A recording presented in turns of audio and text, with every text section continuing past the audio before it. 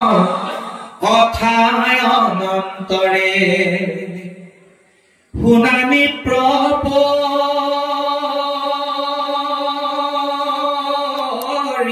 পৰীক্ষিত পৰম ভকতে উদ্ধৱে বুজিলা কৃষ্ণৰ হবে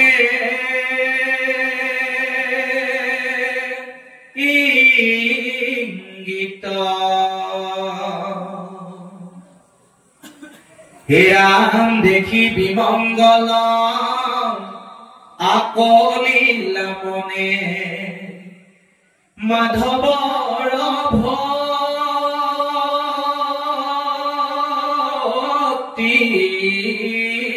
কাজ ৰাম কুল সংহৰিবা বৈকুণ্ঠে চলিবা এৰিয়া দ্বাৰ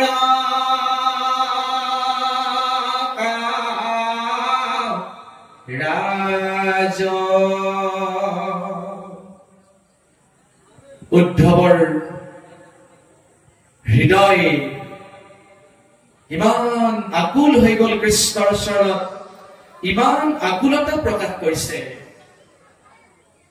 তেওঁ পৰম আকুলিতভাৱে গাইছে কান্দি কান্দি স্তুতি কৰিছে হা কৃষ্ণ স্বামী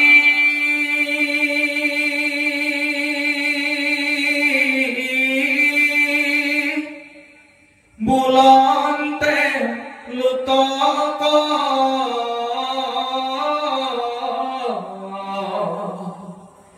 নয়নৰ পৰা পৰে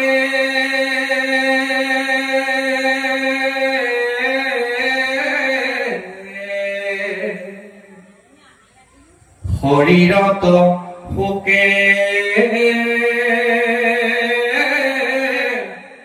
অগনি উধাই অৰা মনে মহা মৰ্ম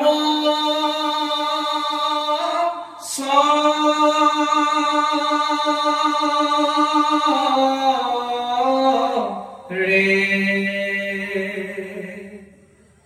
গোসাঁইৰ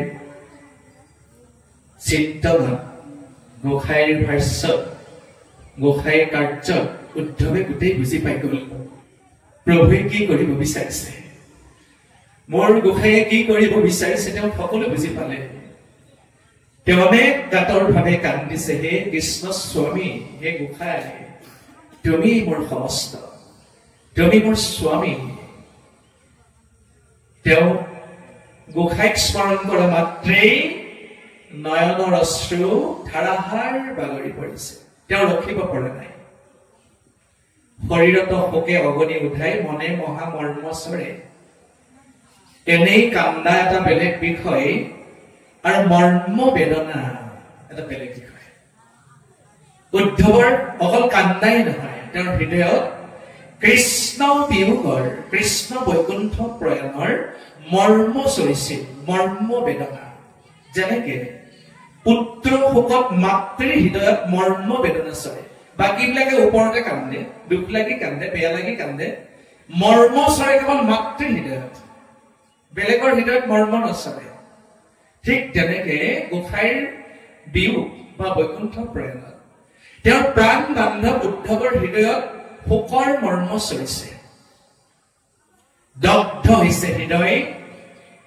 তেজীয়া নিশ্বাস চাপিল অন্তপাস সন্তাপে আকুল ভাৱ তেওঁৰ ভাৱনা সন্তাপেৰে উপচি পৰিছে বিৰল থামত পৰি প্ৰণামিলা শিৰে পৰখীয়া পাও বিৰল থা য'ত আৰু দ্বিতীয় ব্যক্তি নাই কৃষ্ণ আৰু উদ্ধৱৰ বাহিৰে তাত আৰু জনপ্ৰাণী নাই নিবিথা য'ত কোনো জাগতিক কোলাহল নাই য'ত কোনো মায়াৰ জঞ্জাল নাই য'ত কোনো বৈষয়িক বিকাৰ নাই কেৱল এক আধ্যাত্মিক চিন্তনৰ উত্তম চৰা উত্তম ব্যৱস্থা মাত্ৰ ভক্ত আৰু ভগৱন্তৰ মাজত স্বামী আৰু সেৱকৰ মাজত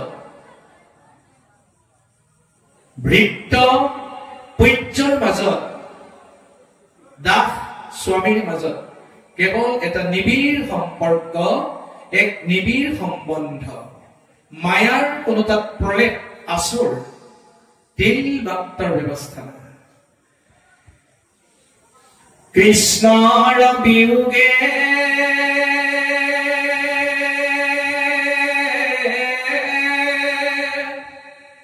অগ্নি অন্তৰ্গতে হৃদয় দগ্ধ কৰে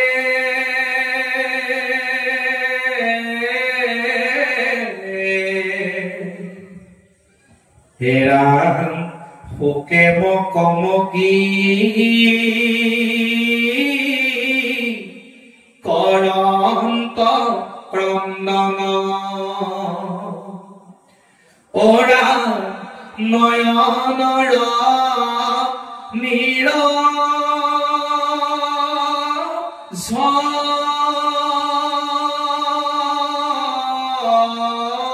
ঝৰে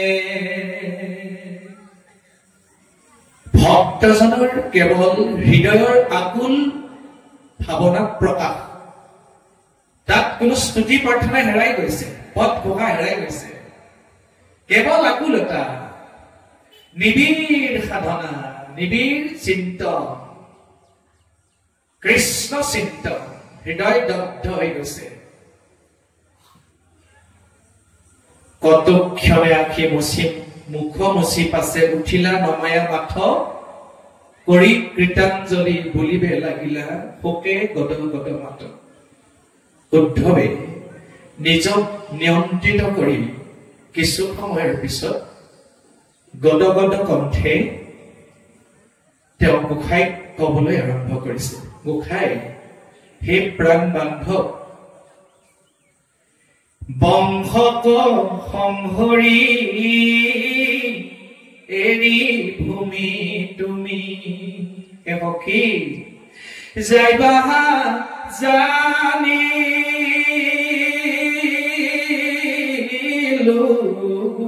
আমি সখী ঋষি খাপ ব্যৰ্থ নকৰিলা যিহেতু জগত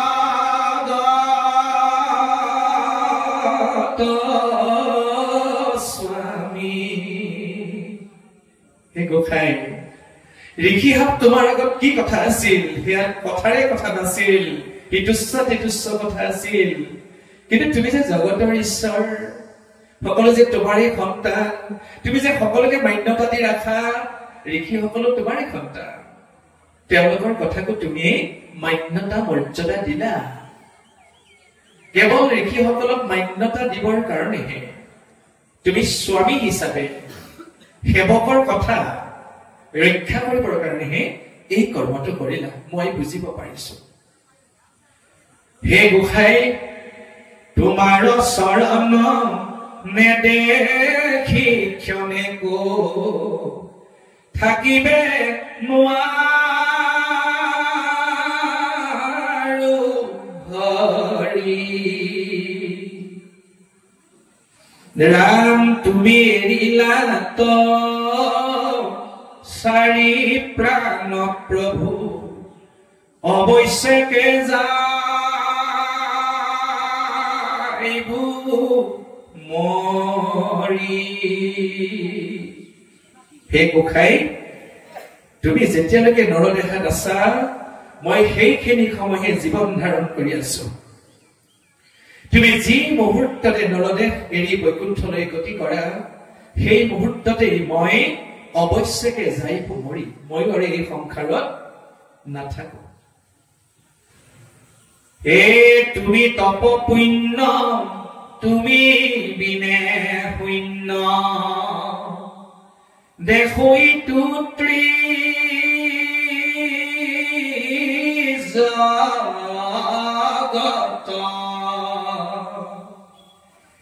কাৰ পুণ্য কৰো শৰণত ধৰো হে ৰাম লৈক মোক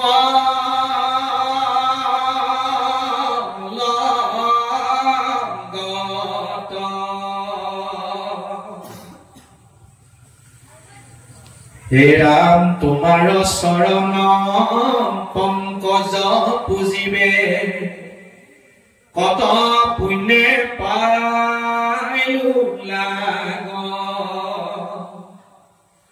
ও বাপ জগন্নাথ নকৰা অনাথ ভকত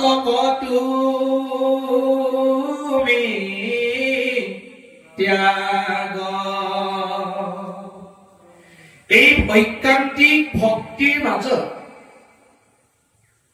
একান্ত সাধকৰ হৃদয়ৰ আকুল আহ্বানৰ মাজত কোন পাঠকে কোন পণ্ডিতে কোন বক্তা ব্যাখ্যাকাৰে নিজৰ মত সংযোজন কৰি কোন শাস্ত্ৰৰ পৰা উদ্ধৃতি দি ভক্তি প্ৰেমৰ লগত মিলাই ব্যাখ্যা কৰিব পাৰিব কেৱল নিজে ব্যাখ্যাকাৰ বুলি চিনাকি এটা আমি দি যাব পাৰিম এই ভক্তিৰ ওচৰত ঐকান্তিক ভক্তিৰ ওচৰত এই প্ৰেম ভক্তিৰ ওচৰত আমি নগণ্য পৰাই যেতিয়ালৈকে এই ভক্তিৰ ওচৰত আমি চাপিব নোৱাৰো তেতিয়ালৈকে ব্যাখ্যাটো দূৰৰে কথা আমি ইয়াৰ পদাৰ্থটোকে উপলব্ধি কৰিব নোৱাৰিম তাৰ কাৰণে আমাৰ উপৰোক্ত ধ্ৰুৱজ্যোতি ডেকা বিশ্বপ্ৰভু ঈশ্বৰে আমাক কৈ গৈছে নাম সাধনা ব্যতিৰেকে গুৰু সেৱা অবিহনে এই ভকতিৰ ব্যৱস্থা হৃদয়ত কাৰো উপলব্ধ সম্ভৱ নহয় নহয় নহয় গোটেই ভকতি প্ৰাপ্তিৰ কাৰণে মূল বস্তু গুৰু সেৱা আৰু গুৰু সেৱা কৰিবৰ কাৰণে আকৌ কি ল'ব লাগিব গুৰু শৰণ গুৰু গ্ৰহণ গুৰু ভজন গুৰু শৰণ গুৰু অবিহনে হে শৰণে খে নিজ ভকতি খে নিজ কি শ্লোকটো ভকতি খে বীজ শৰণে খে নিজ নে শৰণে খে বীজনে ভকতি খে নিজ পদটো আছিল যে শৰণে খে নিজ ভকতি খে বীজ সুন্দৰ ধন্যবাদ আৰু সেৱা থাকিল তেনেকে আমাৰ ওচৰত ভকত লাগে বাপসকলক বক্তাসকলক কিবা এটা আউল লাগিলে তাৎক্ষণিকভাৱে দোহাৰি দি উপকাৰ কৰিব লাগে বাপজনলৈ মই সেৱা যাচিছো শৰণে হ'ল মূল যদি আমাৰ শৰণ নাথাকে শুনি ভাল লাগে গাই ভাল লাগে পাঠলে আহি ভাল লাগে বক্তাসকলৰ ভাষ্য শুনি ভাল লাগে বোলে মৰিগাঁওজনৰ মৰঙীয়া শাস্ত্ৰ মৰিগাঁও শাস্ত্ৰ ভাল লাগিল লখিমপুৰৰ জনৰ জগতবৈদ্য বাপ কালি আহিছিলে বোলে বনিয়া বাপৰ শাস্ত্ৰ ভাল লাগিল বোলে বিশ্বনাথৰ ৰন্তহীয়া বাপ চৰখী আহিছিলে তেওঁৰো বৰ ভাল লাগিলে কেৱল আমাৰ ক'ত থাকিব যদি শৰণ ভজন নাই ভাল লগাতে থাকিব যদি ভাল লাগি থাকে ভাল লগাটো আমি কাৰ্যকৰী কৰাৰ প্ৰায়োগিক দিশত আমি যত্ন কৰা নাই পালনৰ অৰ্থে চেষ্টা কৰা নাই তেনেহলে অকল ভাল লগাটোৱে আমাৰ উপকাৰ সাধন কৰিব নোৱাৰে ভাল লগাটো আমি তাক ব্যৱহাৰিক দিশত প্ৰায়োগিক দিশত পালন কৰিব লাগিব আমাৰ বাপজনে খুব ধুনীয়াকৈ কৈ গৈছে এই কথাখিনি পালনটোৱে মূল আমাৰ এজন মহামনীষীয়ে বহু বছৰ আগতে তেওঁ এতিয়া বৈকুণ্ঠী প্ৰাপ্ত হল গুৰু ধৰ্মৰ একান্ত প্ৰচাৰক গুৰু ধৰ্মৰ একান্ত সেৱক সংগঠক সমাজ সংগঠক উপদেশী ধৰ্ম গুৰু বহু বিশেষণেৰে বিভূষিত আনকি ৰাষ্ট্ৰীয় পদক মৰ্যাদাৰে শংকৰদেৱ বঁটা মৰ্যাদাৰে বিভূষিত হল শেষত তেওঁ কৈছিল আমি শিশুকালৰ পৰা তেনেকুৱা মহামহন্তসকলৰ সান্নিধ্য আৰু মহামহন্তসকলৰ ভক্তিৰ যুক্ত ভাষণ শ্ৰৱণ কৰাৰ সৌভাগ্য উদয় হৈছিল তেওঁ কৈছিলে হৰি কথা কোৱা বক্তাৰ অভাৱ কলি যুগত বক্তাৰ কেতিয়াবা বক্তাৰ অভাৱ হয় সৌভাগ্য বখে কেতিয়াবা বক্তা পোৱা যায় শ্ৰোতাৰ অভাৱ বক্তা পোৱা যায় কেতিয়াবা আকৌ শুনোতাৰ অভাৱ আকৌ সৌভাগ্য বখে কেতিয়াবা শ্ৰোতা পোৱা যায় পেণ্ডেলৰ বাহিৰলৈকে শ্ৰোতা থাকে দুৰ্ভাগ্যৰ বিষয় শ্ৰোতা পাই মানুহতাৰ অভাৱ ভকতে তেওঁলোকৰ ব্যাখ্যা কবই এশৰণীয়ালৈকে এশৰণৰ কথা কবই আৰু তাকে নকয় কি কব আৰু ভাগৱত ভকতে ভগৱতীৰ কথাই কব আমি হলি আমাৰ দৰঙীয়া ভাষাত কৈছো দেই বাপ আমি পিতেহঁতৰ কথাতে এৰিব নোৱাৰো দেই ভকতে যি কৈ থাকক এই দেউতা আপোনাৰ কথাত আমি এৰিব নোৱাৰো মানে এৰিব নোৱাৰে আমাৰ দৰঙীয়া উপচাস আছে কথিত ৰূপ আছে হে কি কৈ থাকক শুনলো মানে শুনিলো হে শুনলো ভাল লাগিল হে পালিব নোৱাৰো এতিয়া আমি এইবিলাক পালিব নোৱাৰো এতিয়াই এই কথাটো আপোনালোকৰ মানে শুৱলা শুৱনি কণ্ঠত কবলৈ হলে নগয়া মৰি গয়া মোলায়ম ভাৱে কবলৈ হলে আমি এতিয়াই পালন কৰিব নোৱাৰো দেই আমাৰ কব হে পালিব নোৱাৰো এতিয়া এইগিলা মানতা পায় হয় মানি লৈছে হয় কলি যুগত হৰি নামে সাৰ হয় নগাঁৱৰ বাপ জনাই মৰিগাঁৱৰ বাপ জনাই বৰ ভাল কথা কৈছে হয় মানতা পায় কিন্তু পালন কৰাৰ অভাৱ মানিহে ললে কিন্তু শৰণটো লোৱা না পালন কৰা নাই চাৰিটা স্তৰ কেতিয়াবা বক্তাৰ অভাৱ বক্তা পায় শ্ৰোতাৰ অভাৱ শ্ৰোতা পায় মানতাৰ অভাৱ মানতা পায় পালন কৰাৰ অভাৱ 4 নম্বৰটো হল মূল পালনতহে ভকতি শুনি ভাল লগা গাই ভাল লগা পণ্ডিত জাহিকা পণ্ডিতৰ দৌৰাত্ম চৰোৱা এইবোৰ তেনেই উজু কথা তেনেই উজু পালন আমাৰ কিমান আমাৰ গুৰু সেৱা ঈশ্বৰ সেৱা ভকত সেৱা নাম সেৱা কিমান হৈ আছে আমাক যদি সাংবাদিক আহি শুনে বাপ আতৈ আপুনি দৈনিক ভাগৱত পাঠ পঢ়ে আপুনি দিনত কিমান নাম লয় থপমত খাই দিম হিমাংশু হয়নে থপমত খাই দিম আজিবিলাক সাংবাদিকবিলাক খুব সাংঘাতিক কথা শুনি নহয় কওকচোন আপুনি এইটো কওক ভকতকো এনেকুৱা দিন আহিছে শুনি পেলাব সাংবাদিকে কওক আপুনি আজি দিনত কেই লাখ নাম ললে লাখটো দূৰৰ কথা হাজাৰতে অহা নাই হাজাৰটো দূৰৰ কথা শতে অহা নাই শৰটো দূৰৰ কথা এশৰ ভিতৰৰ গণনাতে অহা নাই আমি দৰঙীয়াত কওঁ সাংবাদিকক কবা নোৱাৰো কেইবাৰ নাম ললো লৈছো কেইবাৰমান একেবাৰে নলোৱা নহয় লৈছো কেইবাৰমান কিন্তু কবা নোৱাৰি মানে কেইবাৰ লৈছো মানে কব নোৱাৰো কিমান বাৰ ললো আমি কব নোৱাৰো এনেদিনে আমি নাম লব লাগিব সেইকাৰণে আমাৰ শৰণৰ পিছত ভজন ভক্তি আৰম্ভ হৈছে ভজন শৰণত আশ্ৰয় বুলি কৈছে ভজন ভক্তিটো তুষ্ট মন্ত নাৰায়ণ গোসাই কেতিয়া সন্তুষ্ট হয় ভজন ভক্তি সেই ভজনত আমাৰ নামৰ প্ৰণালীবদ্ধ নাম আছে সেই প্ৰণালীবদ্ধ নাম হাজাৰ লাখ লাখলৈকে তাৰ প্ৰণালীবদ্ধ কৰি গুৰুসকলে দিছে আৰু সেইটো আমি পুৱা সন্ধিয়া আমি ল'ব লাগে তেতিয়া আপুনি নিজে ক'ব পাৰিব আজি মই 1 লাখ নাম লৈছো গোসাই আপুনি মই অন্তত 10,000 নাম ললো আজি 2,000 নাম ললো সেই নাম লওঁতেহে উপৰোক্ত আমাৰ প্ৰভু ঈশ্বৰে ধ্ৰুৱজ্যোতি বাপ জনাই ইমান ধুনীয়াকে কৈছে নামৰ 7 কাৰ্য সাধন কৰাৰ কথা এনেই এবাৰ দুবাৰ ৰামকৃষ্ণ হৰি বিষ্ণু ললে 7 কাৰ্য সাধন সম্ভৱ নহয় লক্ষ নাম লোৱাৰ পিছতে নামে নিজৰ কাম কৰিব 7টা কাৰ্য সমাপ্ত নহলেকে তেখেতে কৈ গৈছে আমি পুনৰাবৃত্তি নকৰো নামে জিৰণি নলয় নামে কেতিয়া জিৰণি লয় যেতিয়া নামৰ 7 কাৰ্য সাধন সমাপ্ত তেবেখে নাম হইব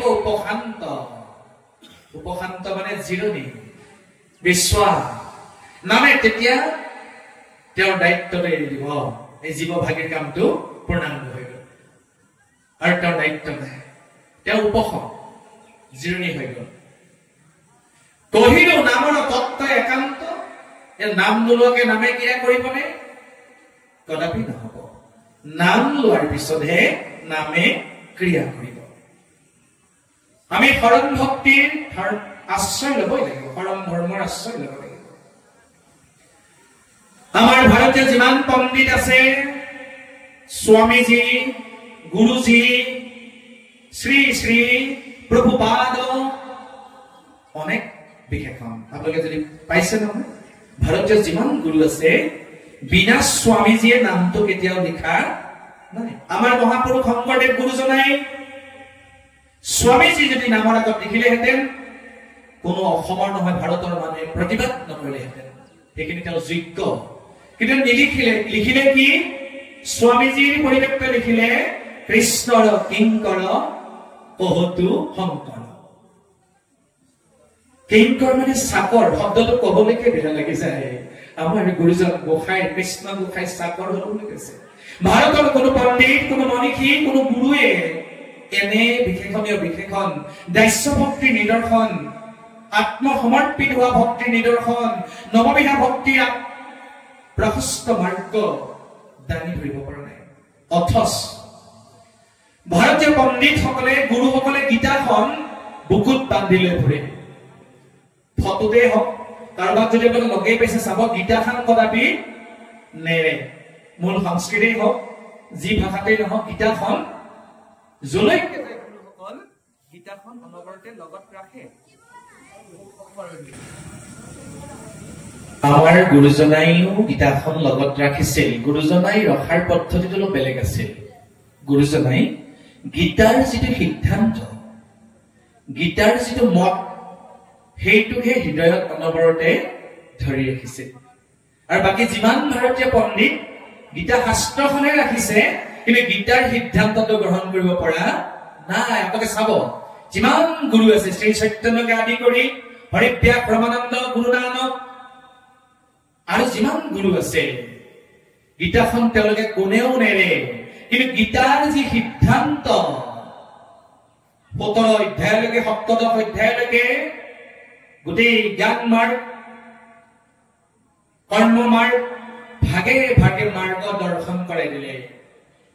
অধ্যায় কলে, অষ্টাদশ অধ্যায়ত, 18 অধ্যায়ত কেৱল ভক্তি যুগ, ভক্তি অধ্যায় জগতৰ ঈশ্বৰে কুৰুক্ষেত্ৰ ৰণাংগনৰ মাজত তেওঁৰ প্ৰিয় সখা অৰ্জুনক সিদ্ধান্ত দিছে, বোলে সখী, তুমি মোৰ চৰণত কেৱল কেৱল শৰণ লোৱা। শৰণ ধৰ্ম আৰম্ভ হৈছে গীতা। অষ্টাদশ অধ্যায়ৰ 65 নং শ্লোকৰ পৰা 66 নং শ্লোকলৈকে একেশ্বৰবাদ তত্ত্ব মুকলিকৈ ব্যাখ্যা কৰিছে। তেওঁ যে ভগৱান, ভগৱানে যে মূল, ভগৱানত যে শৰণ ল'ব লাগে, কোনো দ্বিধা সংকোচ নকৰাকে জগতৰ ঈশ্বৰে মুক্ত প্ৰকাশ ঘোষণা কৰিছে। অষ্টাদশ অধ্যায়ৰ 65 নং শ্লোকত তেওঁ কৈছে, মন্মনা ভৱ মদ ভক্ত মদ যাজি মাং নমস্কুৰু। হে সখী, মদ ভক্ত, তুমি মোৰ ভক্ত। মন্মনা ভৱ, তুমি তোমাৰ মনটো মোক নিবিষ্ট কৰা। মদ ভক্ত, তুমি মোৰ ভক্ত হোৱা। মদ যাজি, তুমি মোক উপাসনা কৰা। মাং নমস্কুৰু, তুমি মোকেই নমস্কাৰ সেৱা পূজা কৰা।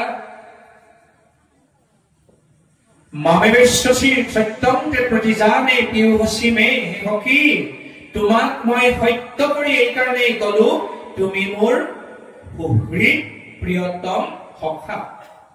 আমাৰ গুৰুজনাৰ প্ৰপন্ন শিষ্য দেও মহাপুৰুষে সৰল ভাঙনি কৰি ভকতসকলৰ সুবিধাৰ্থে ঘোষাপদ লিখিছে। মোতে মাত দিয়া মন,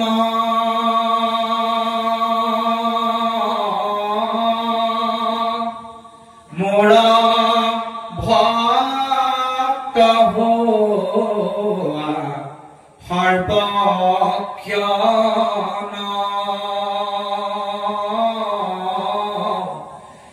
মোকে পূজা মাত্ৰ মোকে কৰা নমস্কাৰ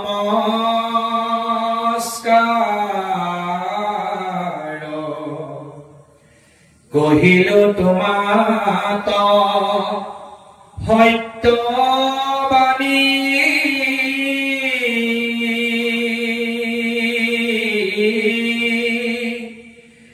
সুখে পাইবা মোক মহামানী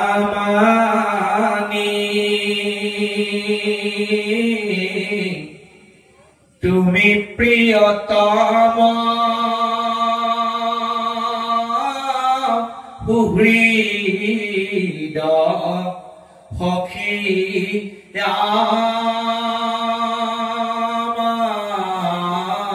আমাৰ অৰা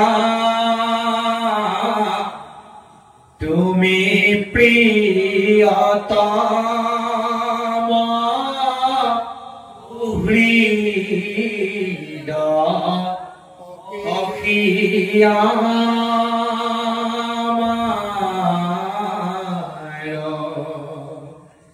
এয়া নগৈয়া মৰিগৈয়া সুৰহে দেই আমাৰ সুৰ নহয় দৰঙীয়া সুৰ নহয় দৰঙীয়াৰ সুৰ শুনিলে আমাৰ মৰিগাঁৱৰ বাবাসকল উঠি গৈছিলে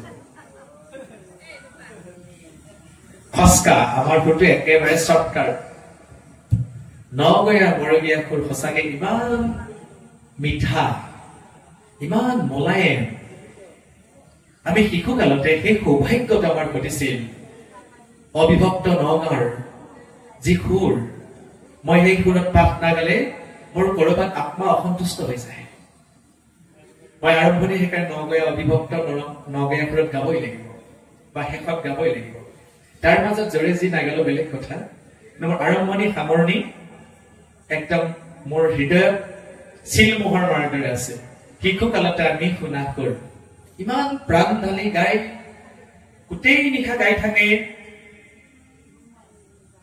বিশেষকৈ নাম ধৰিব নাপায় যদিও কৈবৰ্ত সমাজৰ যিবিলাক পাঠক বাপে জানিব মাত নাভাঙে শিষ্কেলত হোল নাইট পাঠ গৈ আছে আমি দূৰতে বিদু ৰাম ৰাম ৰাম ৰাম এনে কণ্ঠ এটা বিজ্ঞানসন্মতও কথা আছে সাম্প্ৰদায়িকভাৱে তেওঁলোকে পানীৰ লগত যিটো জড়িত আদি পুৰুষৰ পৰা কণ্ঠটো পানীৰ লগত জড়িত থকা এটা বস্তু তেওঁলোকৰ কণ্ঠ কোনেও নোৱাৰে যদিও কয় যোগীৰ মাতে মইনাৰ মাতে সমান কিন্তু কৈবৰ্তকুলৰ পাঠকৰ লগত এইটো সম্ভৱ নহয় গোটেই নিশা মাত নভঙাকে গোটেই নিশা পালনাম গায় যিটো স্কেলত পালনাম গায় এটা স্বৰতে পালনাম গাই থাকিব গোটেই নিশাটো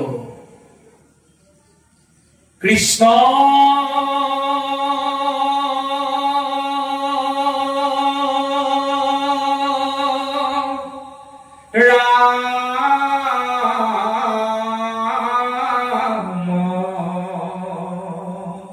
তললৈ যাবলৈ নহব এটা স্কেলতে হোল নাইট এই নিশা গাই আছে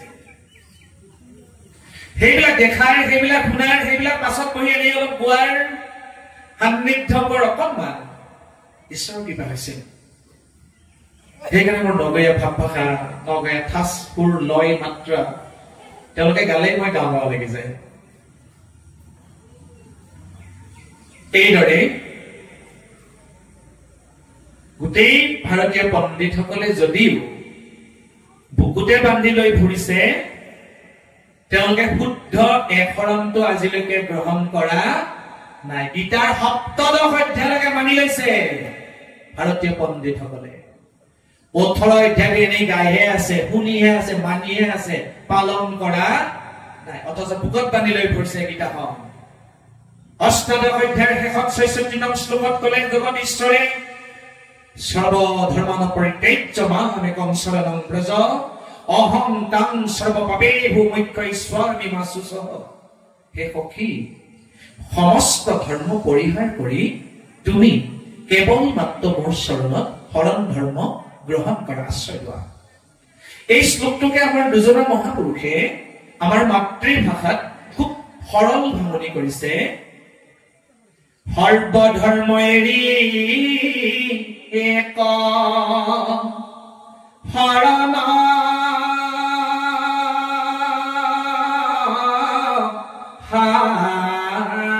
সাক্ষাৎ সুদৃঢ় বিশ্বাসে সখী লৈক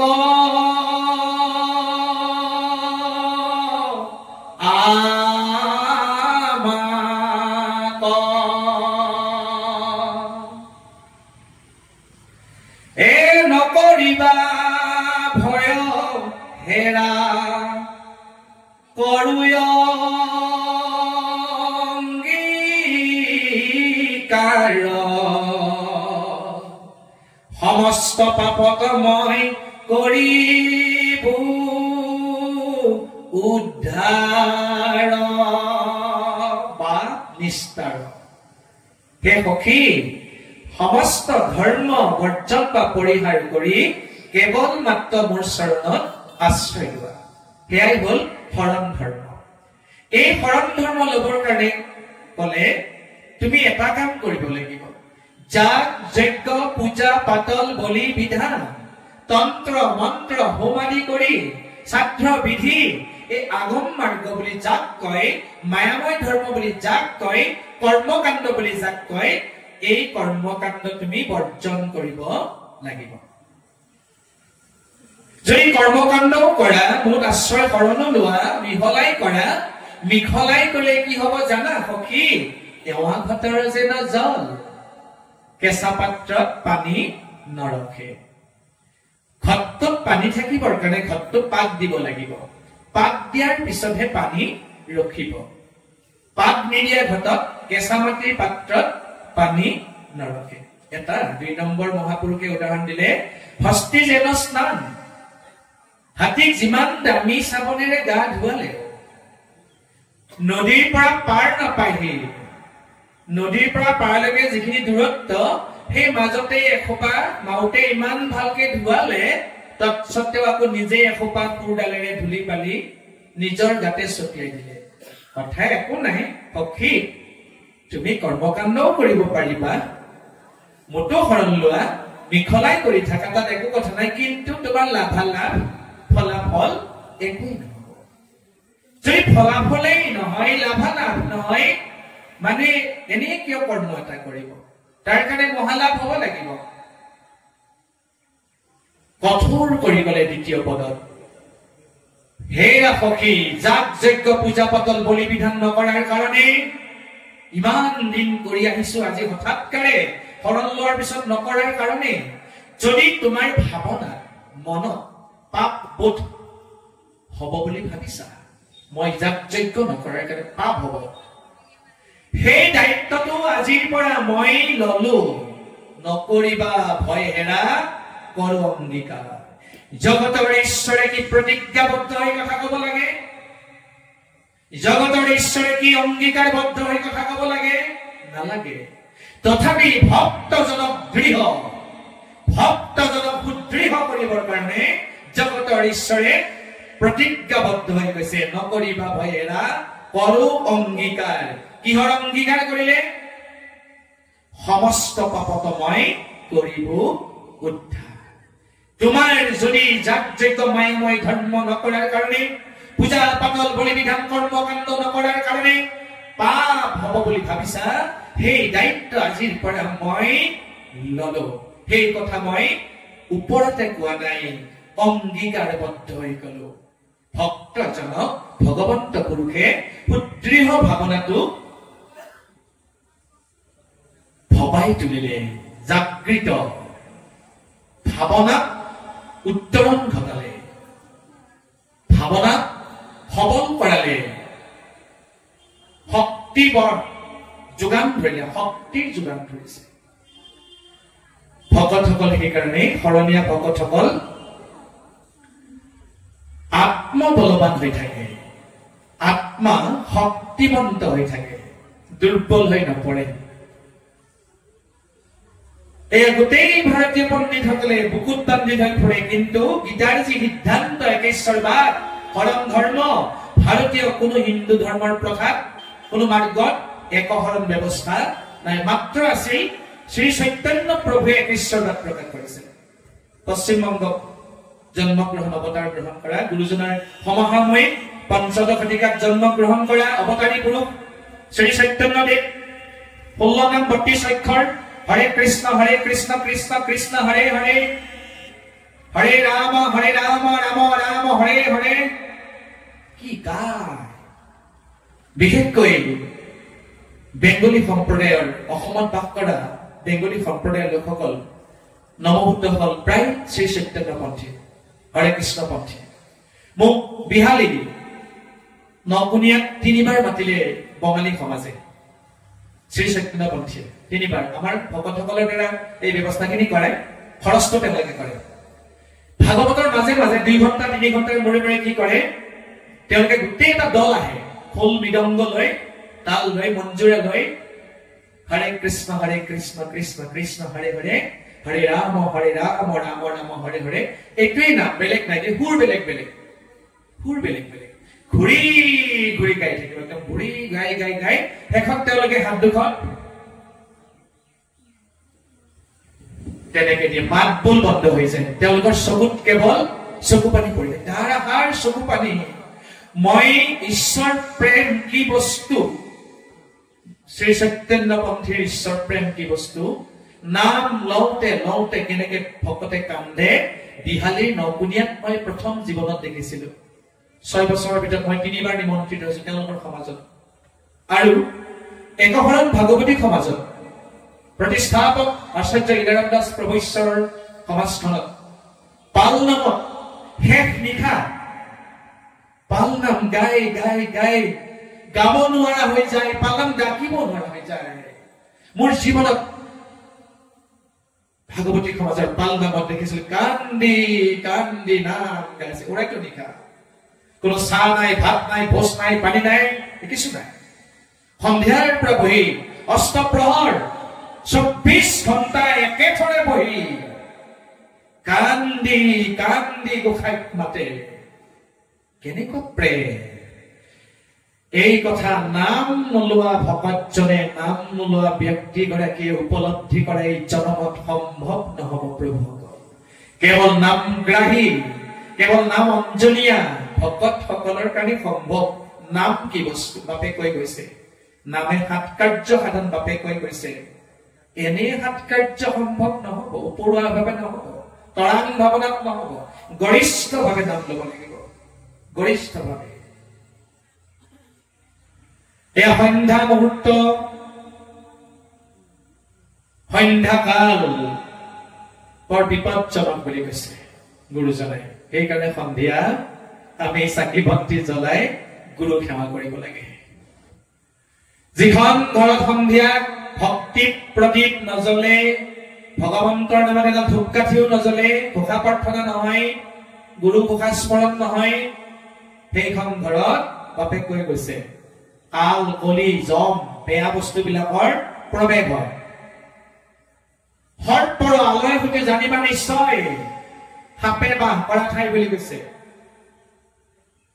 সেইকাৰণে আমি বাধ্যতামূলক সন্ধিয়া ৰাতিপুৱা ঈশ্বৰ চিন্তন আধ্যাত্মিক চিন্তন আমি জড়িত থাকিব লাগে তেতিয়া আমি জম কাল মায়াৰ হাতৰ পৰা পৰিত্ৰাণ পাব পাৰিম বাপে কৈছে উঠোতে বহোতে খাওঁতে লওঁতে শুওঁতে নিত্য দায়িত্ব কৰ্তব্য পালন কৰোঁতে কেৱল জয় কৃষ্ণ তেওঁ কৈছে মই দাবী কৰা নাই অকল কৃষ্ণই যে ল'ব লাগে আমিও তাকেই কলো ৰাম কৃষ্ণ হৰি বিষ্ণু গোপাল গোবিন্দ কেৱল মুঠত নামমুখী হওক বাপৰ লগত মই একমত মই আজি 20 বছৰ আগৰ পৰা এই মন্ত্ৰটোকে মই জয় কৃষ্ণ বুলি যেনিবা কোৱা নাছিলো আমি কৈছিলো নিৰন্তৰে নৰে ডাকি বোলা ৰাম ৰাম এইটো মই মাজে মাজে আওৰাই গৈ থাকো বোলে মহাপুৰুষৰ যদি সিদ্ধান্ত ইমান অধ্যায় আছে ইমান হাজাৰ হাজাৰ অধ্যায় হাজাৰ হাজাৰ কাহিনী হ চৰিত্ৰ হ আখ্যান উপাখ্যান সিদ্ধান্ত কিন্তু এটা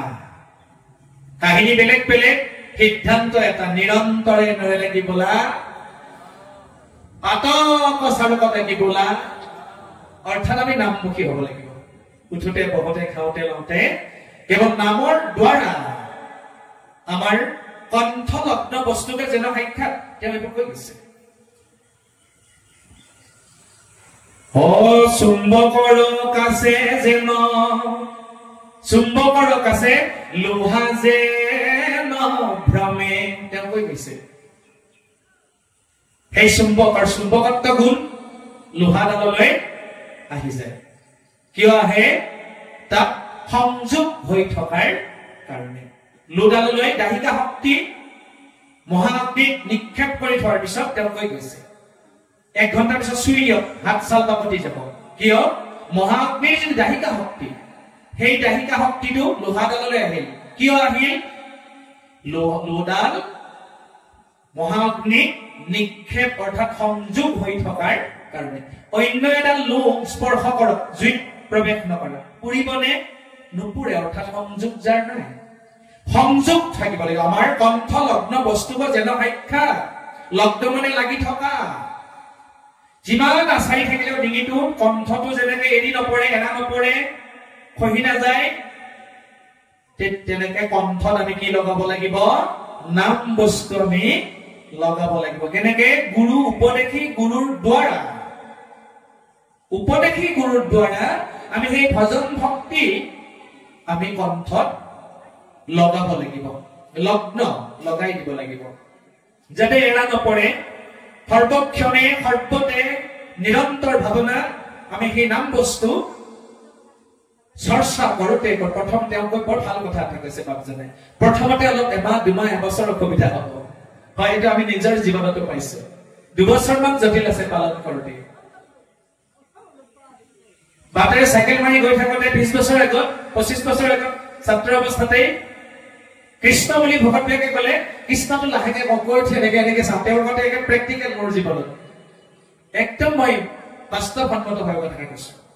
বজাৰত মোক কৃষ্ণ দিয়ে, মই তৎক্ষণাৎ কৃষ্ণ লাহেকে এনেকে চাওঁ, কোনোবাই দেখিলে নেকি? মোৰ 2-3 বছৰ লাগিছিল, মানে এটা সংকোচ ভাৱনা, লজ্জা ভাৱনা, এটা অস্বস্তিকৰ ভাৱনা।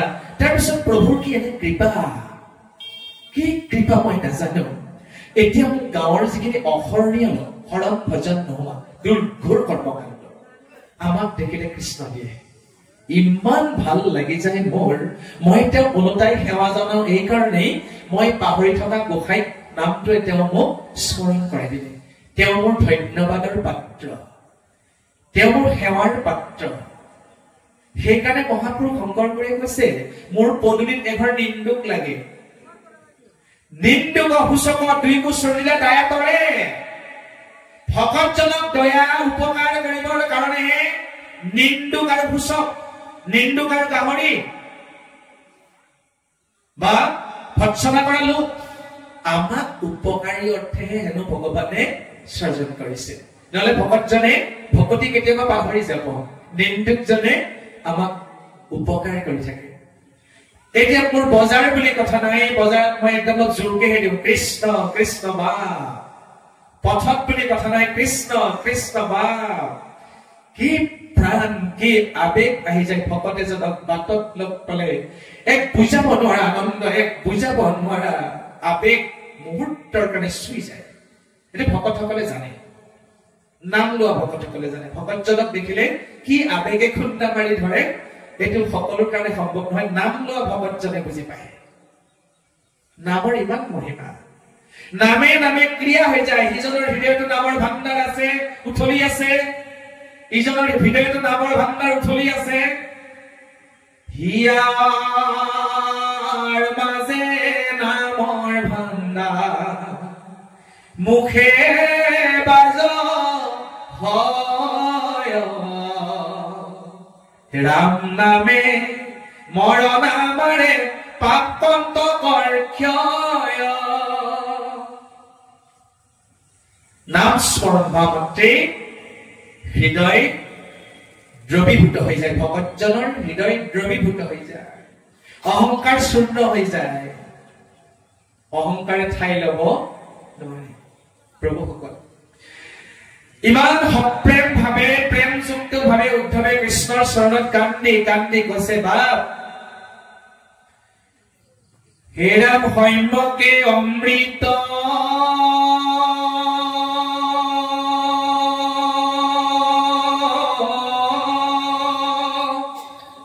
তোমাৰ চৰিত্ৰ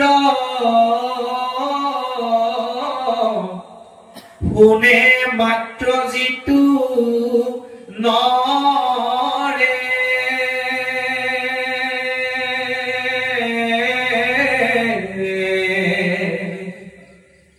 পায়া প্ৰেম ভাৱ নেৰৈত জোপাও অৰা বিষয়কো পৰি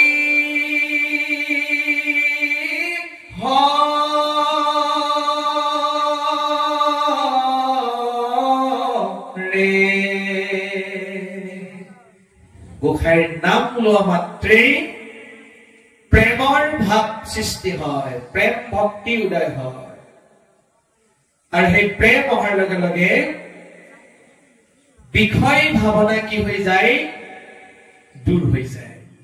আমাৰ দেহতে সকলো বস্তু আছে, ভালৰো ভালটো আছে। বাপে যেনেকে মোবাইলটো উদাহৰণ দিছে, ভালৰো ভাল, কালৰো কাল। আমাৰ ভিতৰখনো একেই, নৰদেহটো একেই।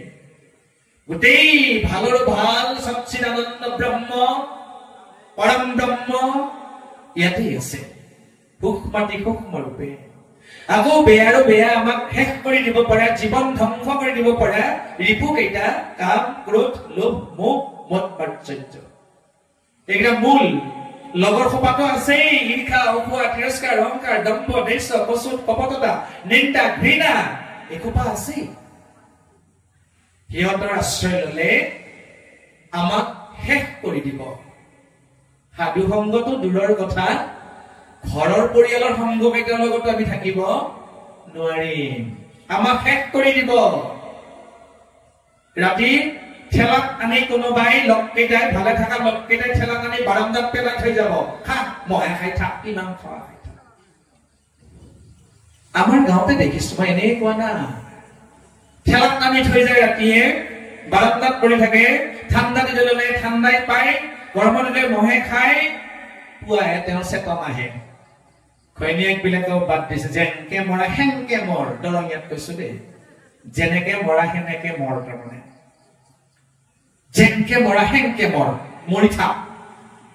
বিতৃষ্ণা লাগি গৈছে সেই দৃশ্য চাওঁতে চাওঁতে। আমি কৰবাত হেৰাই গলোহেঁতেন, যি কালকলিৰ প্ৰভাৱ, যি বতাহে মানুহক, নতুন প্ৰজন্মক, এচাম সকলোকে আমি কোৱা নাই, সকলোকে কলে অপৰাধ হ'ব। ইয়াত কণ কণ প্ৰাক যৌৱনত ভৰি দিয়া কৈশোৰসকল যেনেকে সেৱা কৰ্মত জড়িত হৈছে, হিমাংশুৰ দৰে যুৱক, তেজাল যুৱক, দুলালৰ দৰে তেজাল যুৱক, জগন্নাথৰ দৰে তেজাল যুৱক, প্ৰভুৰ লগত থকা গোটেই যিখিনি যুৱক ইমান তেজাল, তেওঁলোকেতো ঈশ্বৰ সেৱাত আছে। সেইকাৰণে সকলোকে কব নোৱাৰো, উচিত নহয়, কোৱা নাই।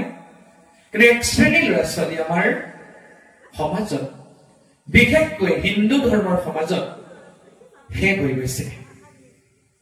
প্ৰভুসকল, আইসকল, আমি সেৱা জনাইছো, তেওঁলোকক সাধু সংগলৈ অনাৰ ব্যৱস্থা কৰক। মই নতুন যুৱ সমাজলৈ সেৱা জনাইছো, আহ্বান জনাইছো। সাধু সংগ ব্যতিৰেকে, সাধু সংগ অবিহনে, শ্ৰৱণ কীৰ্তন ভক্তি অবিহনে আমি মানৱ জীৱনৰ যি মূল্যায়ন, মানৱতাবোধৰ যি প্ৰমূল্য, যি মূল্যায়ন, সাধু সংগ ব্যতিৰেকে ইয়াক কেতিয়াও সম্ভৱ নহয়। আমি নতুন প্ৰজন্মলৈ আমাৰ সেৱা, সাধু সংগলৈ আহক। এই শব্দযন্ত্ৰৰ জৰিয়তে গোটেই টেঙাঝাৰ অঞ্চল বিয়পি গৈছে, বৃহত্তৰ অঞ্চল, খুব ভাল শব্দযন্ত্ৰ বিয়পি গৈছে।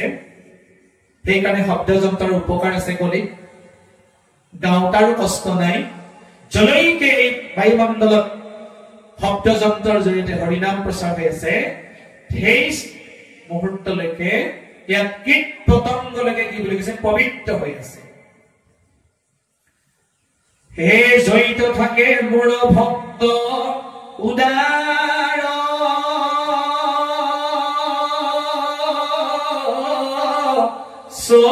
চৰিত্ৰ বাপ মৰিগাঁৱৰ মগে ঠাস্ত হৈছেনে হৈছে কীট পতংগ কোটাৰা কৰয় পবিত্ৰ আপোনাৰ খবৰ দৰে সন্ত মহন্ত আপোনাৰ খবৰ দৰে গুৰু ভকত য'ত থাকে আপোনাৰ খবৰ দৰে গুৰু ভকতৰ শ্ৰীমুখে য'ত ভগৱন্তৰ লীলা মাধুৰ্য প্ৰকাশ হয় তাত মানুহটো পবিত্ৰ হবই কীট পতংগলৈকে বালিচাহীলৈকে কৃপাৰ পাত্ৰ হব বুলি কৈছে ভাগৱতৰ অমৃত বাণী হে ৰাম শয়নে ভোজনে স্নান গুপ্যস্থানে সদা সেৱা কৰো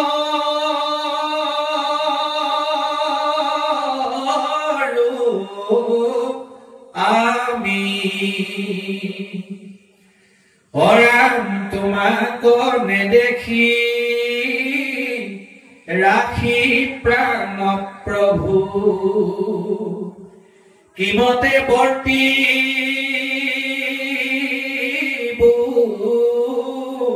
স্বামী হে গোসাই হওঁতে মই তোমাকে স্মৰণ কৰো খাওঁতে মই তোমাৰে নাম লওঁ স্নান গুপ্যস্থান সকলোতে তোমাকে সেৱা কৰো সদা সেৱা কৰো আমি তোমাৰ ব্যতিৰেকে মোৰ অন্য ভজনীয় দেৱতা নাই হে গোসাই তোমাক নেদেখি ৰাখি প্ৰাণ প্ৰভু কিমতে বৰ্তিব স্বামী হে গোসাই তুমি অবিহনে মই কেনেকে জীৱন ধাৰণ কৰিম কেনেকৈ জীয়াই থাকিম হে গোসাই মই পিন্ধো চাৰ ব্ৰস্ত অলংকাৰ তোমাৰ উচিত খায়া দৰ্হাই আচুচিত কিনো বিপৰীত তৰিব দুষ্ট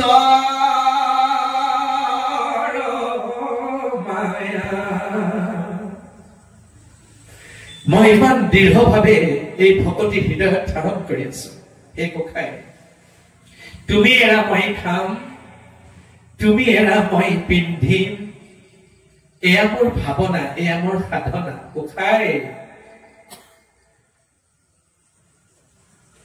কিন্তু কালৰ কি বিপৰীত লীলা তোমাৰ কিনো বিপৰীত কি বিপৰীত লীলা প্ৰভু মই দুষ্টৰ মায়া কেনেকৈ তৰি যাম তুমি মোক কৃপা কৰা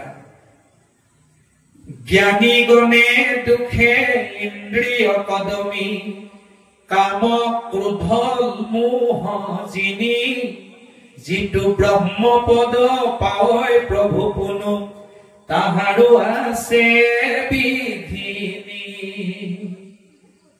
জ্ঞান মাৰ্গী সকলেও বহু উত্তৰ নহয় জীৱন কৰ্মকাণ্ডীয় সকলৰো উত্তৰ নহয় কিন্তু মুক্তিৰ পাত্ৰ নহয় মুক্তিৰ পাত্ৰ হয় কেৱল হৰি ভগৱতীৰ দ্বাৰা বাকী কৰ্মকাণ্ডৰ দ্বাৰা জ্ঞান মাৰ্গৰ দ্বাৰা আপুনি বহুত উপকাৰ পাব কিন্তু মুক্তিৰ পাত্ৰ হব নোৱাৰে সেই অধিকাৰ ভগৱতে কাকো দিয়া নাই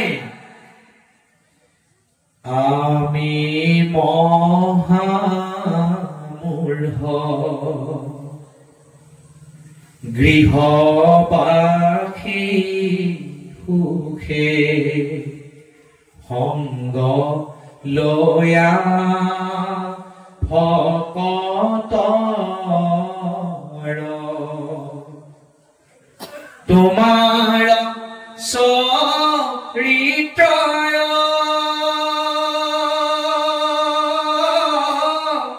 কথা শুনিলাতে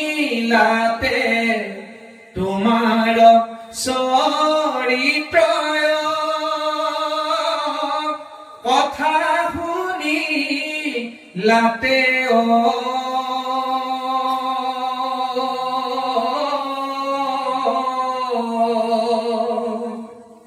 তৰিলো মায়া দুষ্টৰ হৰিয়ে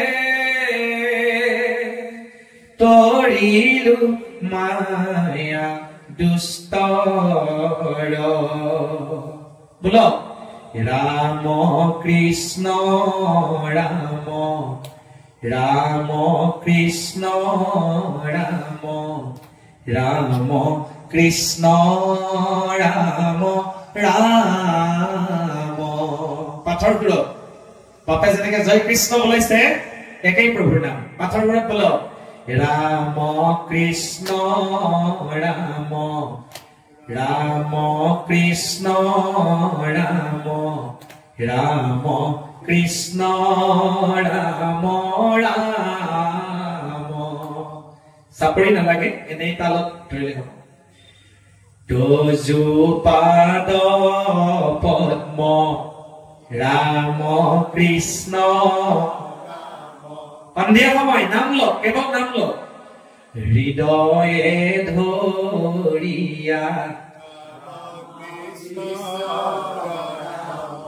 গাইব গুণ নাম গীত ৰাম কৃষ্ণ ৰাম ৰাম কৃষ্ণ ৰাম ৰাম কৃষ্ণ ৰাম ৰাম এতেকে মুকুতিয় অপ্ৰহে পাইবু এতেকে মুকুতিয়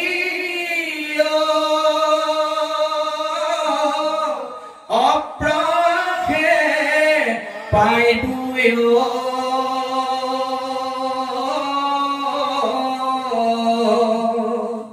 হেন সেয়াছিল চিত হৰিয়ে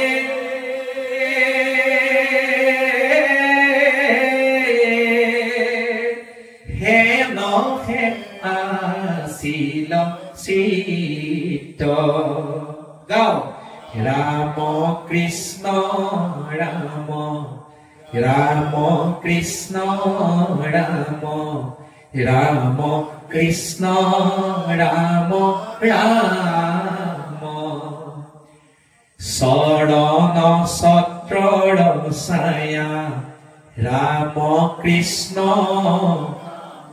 সেৱৈ যিটো জন ৰাম ইটো এৰাই ইটো তাপ ৰাম কৃষ্ণ ৰাম ৰাম কৃষ্ণ ৰাম হেন পাৱ এৰিয়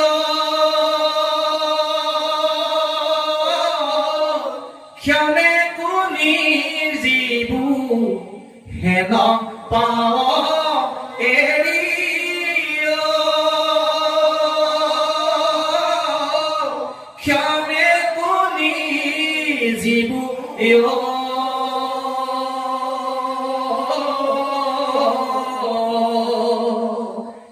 সংগে নিও কবা হৰিয়ে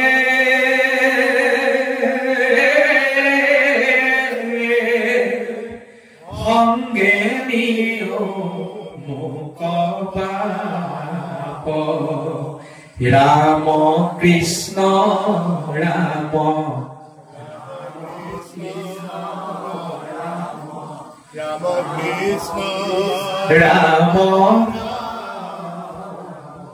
কৃষ্ণ এইদৰে নাম গাই গাই স্তুতি প্ৰাৰ্থনা কৰিছে হে গোসাই হে সখী মোক তুমি অনাথ নকৰিবা সংগে নিও মোক বাপ হে বাপ মই কাবৌ কৰিছো মই চৰণত ধৰিছো তুমি মোক তোমাৰ সংগত ৰাখা ভক্ত ভক্ত হৃদয়ৰ আকুল প্ৰাৰ্থনা, ভক্ত হৃদয়ৰ আত্মাৰ আকুল আহ্বান।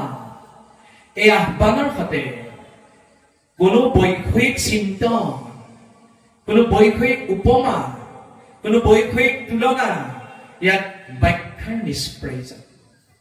এই ভক্তিৰ লগত কোনো ব্যাখ্যাই ইয়াত তিষ্ঠি থাকিব নোৱাৰে। আমাৰ ব্যাখ্যাবিলাক কেৱল সংস্কাৰীহে, আমি গা ধুবই নাজানো, আমি গা ধুব শিকিব লাগে। আমাৰ যিমান বক্তা মোবাইলত আপোনালোকে পাই আছে চব সংস্কাৰী ভাষণ।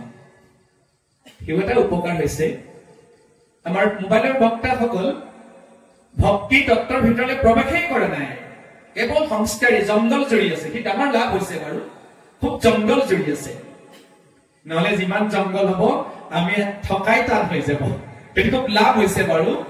কিন্তু অকল জংগল জোৰাত ব্যস্ত থাকিলেই নহব, মাজে মাজে আমি এই ভক্তি তত্ত্ব নিৰূপণ, ভক্তি তত্ত্ব নিৰূপণ হব লাগিব। শুদ্ধ সত্য বস্তু প্ৰকাশ হব লাগিব, নাম বস্তুৰ প্ৰকাশ, ভক্তি প্ৰেমৰ প্ৰকাশ। মই মাহঁতক সুধিছিলো, আমি আই বোলো দৰঙীয়াত, ঠিকতে আইও মই 4 বছৰ বয়সতে প্ৰভুৰ কৃপা এটা মিলিছিল। 21 পাত 4 বছৰ বয়সতে মনসা পূজা, আমাৰ দৰঙৰ মানুহে ঘৰে ঘৰে মনসা পূজা কথা বলি দিয়ে। নগৰীয়া বাপসকলে আচৰিত হৈ যাব। এতিয়াও যিখিনি বামনাই পন্থত থাকি গল, এতিয়াও ঘৰে ঘৰে বাৰিষা গৰমৰ দিনত কথা বলি দিয়ে। দুৰ্গা পূজাত যি কৰে কৰেই, এনেকে ঘৰতো কথা বলি দিয়ে। এইটো বাকী ঠাইত খুব কম, নিজৰ ঘৰত কৰা প্ৰথাটো নাই। দৰঙত ক'ত কেনেকে কেতিয়া হল নাজানো। আমাৰ 4 বছৰ বয়সতে আমাৰ ঘৰত মনসা পূজা কৰিছিল, কথা বলি দিছিল। মোৰ কিবা চিত্ৰ এটা মনত পৰে, কিবা এটা নপৰে, তেনেকুৱা স্মৃতি বিস্মৃতি এতিয়াও আছে। 4 বছৰ পূৰ্ণাংগ হোৱাৰ লগে লগে 5 বছৰটো ভৰি দিলো। আমাৰ ঘৰত 21 পাত এক শৰণ হৰিনাম ধৰ্ম, শুদ্ধ 21 পাত এক শৰণ গ্ৰহণ কৰিছিল পৰিয়ালে। আমি তেতিয়াই সাধু সংগটো পোৱাৰ সৌভাগ্য উদয় হৈছিল। তেতিয়া ভকতসকল আমাৰ ঘৰলৈ আহে। আৰম্ভণিটো আমাৰ আইহঁত কান্দে, দেউতাই কান্দে, বিদায় দিওঁতেও কান্দে। মই সুধো, হাইস্কুলীয়া দিনলৈকে, মেট্ৰিকলৈকে সুধিছো, ভকত বিদায় দিলে তোমালোকে কিয় কান্দা? ঘোষাটো গাবই নোৱাৰে। আজি মোৰ গৃহ আৰম্ভণিত জুৰিলে, আধা কোৱাৰ পিছত আৰু গাব নোৱাৰে, একদম পোকে খুন্দা মাৰি ধৰিলে।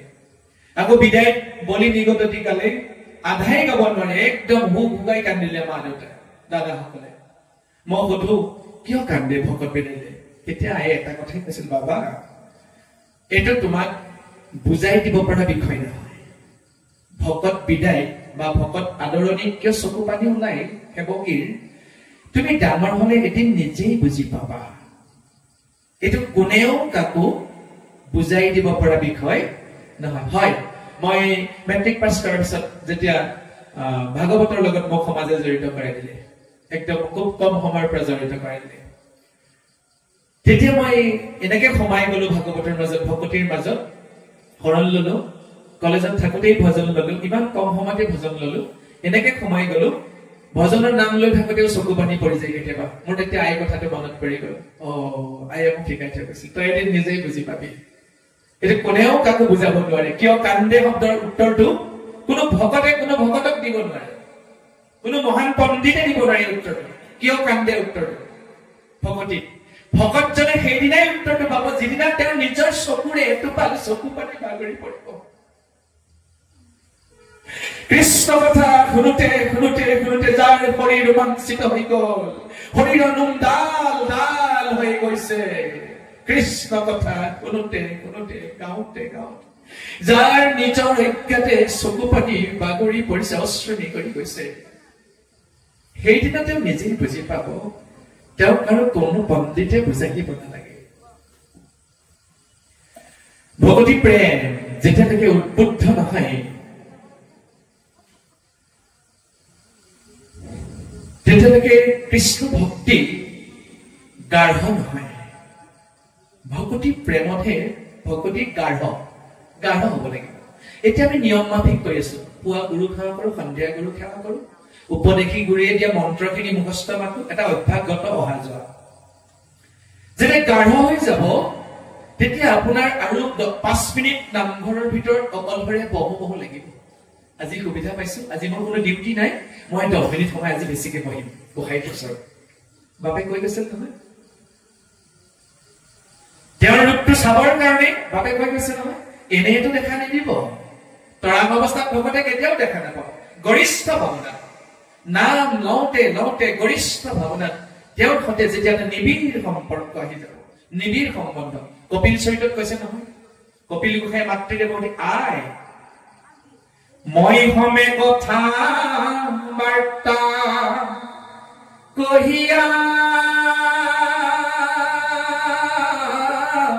থাকয়া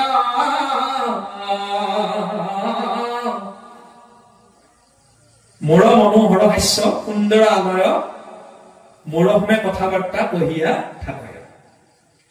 মোৰ ৰূপটো দেখা পাবই, মধুৰ মূৰ্তিৰ ৰূপ দেখা পাবই, লগতে মোৰ লগত ভক্তজনে কথা পাতিব পাৰিব। আমাৰ বাপে ধুনীয়াকে কৈ গৈছে কথাখিনি। এনে কথা পাতিব পাৰিব নে গোসাঁইৰ সৈতে? এইটো কেনেকৈ ভাৱনাটো কিমান গধুৰ হ'ব লাগিব, প্ৰেমটো কিমান চৰিব লাগিব হৃদয়ত। সেই মুহূৰ্তত বৈষয়িক ভাৱনাৰ লগত সংযোগ ঘটাই যদি ভকতি কৰি থাকো, বন্তিও জ্বলাই আছো, অ বাপা আমাৰ দৰঙীয়াত কয় সেই ছাগলী কেইটা চাবই আহিছে নেকি, মই গোহাঁই ঘৰ সোমাই আছো ৰ, বৰ্তমান আমাৰ দৰঙীয়াত হৈ আছে। অ বাপা গৰুকেইটা আহিছে নেকি চাবই, দৰঙীয়া ঠাচত কৈছে দে অপৰাধ নধৰি। হে বাপা চাইছো নে ছাগলীকেইটা আটা পাৰি আছে, বান্ধি যাওঁ মই গোহাঁই ঘৰৰ কামখিনি কৰি যাওঁ, বন্তি জ্বলাই আছে। পাপা আইসকলে পুৱা দৌৰা দৌৰি হয়, জাতীয় বিদ্যালয় শংকৰদেৱ শিশুনিকন কিবা কিবি ল'ৰা ছোৱালী নিব লাগে, দৌৰা দৌৰি। হবা সেই কুকাৰটো বন্ধ ৰখাই মই শলাখত দিয়ে যায় আছো, শলাখৰ দৰঙীয়াত দেই। হ'ব বাপা চা কুকাৰ চিটি দুটাকে বন্ধ কৰি যায়, গোহাঁই ঘৰতে নামঘৰতে চলি আছে। বিষয় ভক্তি, এওঁৰ ভতৰ যেন জন 5 মিনিট দিয়ক গোসাঁই, নিবিড় ভাৱে দিয়ক। সময় নাই, 24 ঘণ্টাৰ আপোনাৰ হাতত সময় নাই। ইমান বিষয় 10 মিনিট গোসাঁইক দিব নোৱাৰি কমে নিবিড় ভাৱনাত। 10 মিনিট বিষয়ৰ পৰা আঁতৰি, 10 মিনিট বিষয় জঞ্জালৰ পৰা আঁতৰি নিবিড় ভাৱে শুদ্ধ সত্য ভাৱে নিৰ্মল ভাৱনাত আমি গোসাঁইক দিব নোৱাৰে 24 ঘণ্টাৰ 10 মিনিট সময়। কিয় বিষয়ৰ লগত লেটি পেটি কৰি গোসাঁইৰ কামখিনি আমি কৰি আছো? তেনেকে প্ৰভুৰ কৃপাৰ পাত্ৰ সম্ভৱ নহয় আইসকল দেই। বাপেতো একদম মুকলিকে কৈছে, প্ৰভুৰ কৃপাৰ পাত্ৰ হবৰ কাৰণে আমি নিবিড় ভাৱনাত, মুক্ত ভাৱনা, যিটো কয় মুক্ত ভাৱনা, বিষয় জঞ্জালৰ লগত সাঙুৰি নহয়। লাগিলে ল'ৰা ছোৱালী আমাক উপদেশী গুৰুৱে আমাৰ পৰিয়ালকে শিকাইছে, বোলে মা তুমি ল'ৰা ছোৱালী স্কুল পঠাই নিজৰ মানুহজনক, আমাৰ কথা কৈছে, যদি অনুষ্ঠান আছে উলিয়াই পঠাই তুমি নিবিড় ভাৱনাত ভজনৰ নামখিনি, শৰণৰ কামখিনি কৰিবা। য'ত পুনৰ বৈষয়িক চিন্তা, ল'ৰা স্কুল নিব লাগিছিল, মানুহজনক বজাৰত ঘটাব লাগিছিল, গৰুকেইটা থাকিল, এই ভাৱনাত ঈশ্বৰ সেৱা নকৰিবা। গোটেই জঞ্জালখিনি মাৰি লোৱা। লাগিলে আকৌ এঘটি পানী মূৰত মানে গাত ঢালিবা, বেয়া লাগিলে, কাম বন কৰাৰ কাৰণে বেয়া ভাৱনাত বেয়া লাগিব পাৰে, বোলে ভালে থাকিলে কথাই নাই। তুমি সেইবাৰ নিবিড় ভাৱনাত গোসাঁইৰ কৰ্মখিনি কৰা। তাৰ ফলটো বেলেগ, তাৰ ক্ৰিয়া, তাৰ একচন বেলেগ। আৰু লেটি পেটি কৰি এইবিলাক কৰাটো জটিল আছে। হয়, গুৰুজনে লিখিছে বিষয়ত থাকিয়ে পুত্ৰ ভাৰ্যাৰ নৈতিক দায়িত্ব কৰ্তব্য স্বীকাৰ কৰি ভকতি কৰিব লাগিব, এয়া সত্য। বিষয় জঞ্জালৰ পৰা পলাই পুত্ৰ ভাৰ্যাৰ নৈতিক দায়িত্ব কৰ্তব্য এৰি পলায়নবাদী মনোভাৱ লৈ সন্যাসী বাবাজী হৈ হাতত চিপিনা কমণ্ডল লৈ আমাক ভক্তি কৰিব ভাগৱতে কোৱা নাই, দুজনা গুৰুৱে কোৱা নাই। বৰং কৈছে অগৃহতে থাকিয়া দেখিলো তজু চৰণ। গৃহত থাকিয়েই ভকতিপূৰ্ণ, এয়া শংকৰ গুৰুৰ, মাধৱদেৱৰ স্বীকৃতি, টিক মাৰ্ক দি গৈছে। নহলে মহাপুৰুষ মাধৱদেৱে লিখিলেহেঁতেন জংগলত থাকিয়া দেখিলো তজু চৰণ, নাই লিখা।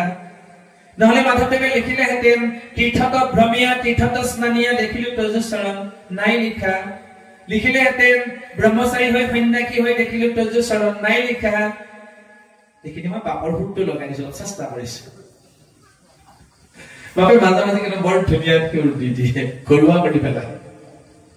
নাই লিখা, লিখিছে গৃহতে থাকিয়া দেখিলো তজু চৰণ, অৰ্থাৎ গৃহ জঞ্জালতে আমি থাকিব লাগিব, পলাব নোৱাৰো, কিন্তু হলেও আমি কিছু সময় ঈশ্বৰৰ কাৰণে নিবিড়ভাৱে দিবৰ কাৰণে আমি যত্ন কৰিব লাগিব। ভক্তি সাধনাৰ যতন। আজি ভাগৱত শুনিলো ভাল লাগিল। ধ্ৰুৱজ্যোতি ডেকা প্ৰভুজনে ইমান তত্ত্বগধুৰ সাৱলীল ভাষ্য আগবঢ়ালে, ব্যাখ্যা দিলে, সকলোৰে মনোগ্ৰাহী হোৱাকে ৰসত আপ্লুত কৰালে, ভাল লাগিল।